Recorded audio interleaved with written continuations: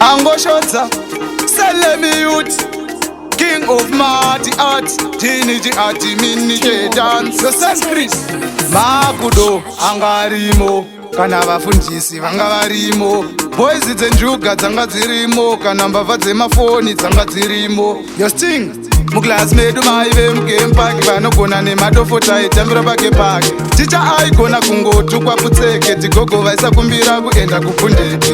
Muglass medu maive mugame park, vanogona nemadofota aitambira pake pake. Ticha aigona kungotukwa putseke, tigogo vaisakumbira kuenda. Takakura tiri bulita holy sorry, vana vevanhu taivatatisa kufara. Uri classmate ukagero vari namasamba wainyara, ukasachema waisvava. Kana pundo sejuru aibaya aisada nokwenyorowa zenya ukazhinya. Chuma nachikosha ndivo aive mabhinya, singataure muzvuru chipapa chemazenya.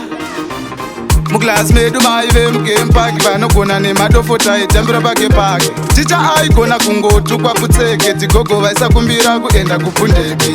Muglass medu maive mugame park, vanogona nemadofota aitambira pake pake. Ticha aigona kungotukwa putseke, tigogo vaisakumbira kuenda kupundeki. Makudo angarimo, kana vafundisi vanga varimo, boys dzenjuga dzanga dzirimo, kana mbavha dzemafoni dzanga dzirimo. Kanga kari kabhiza surupuneti, kaelobhoni kari naisi kaslim fit, airina akasvipa unge magneti, neshito zamarika oma vaingonyora jeti.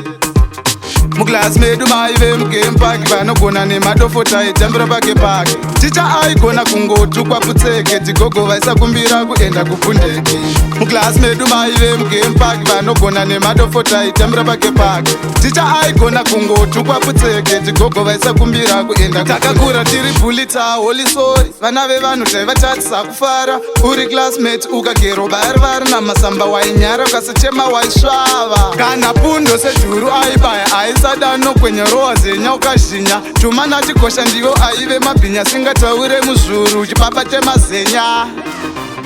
Muglass medu maive mugame park, vanogona nemadofota aitambira pake pake. Ticha aigona kungotukwa putseke, tigogo vaisakumbira kuenda kupundeki.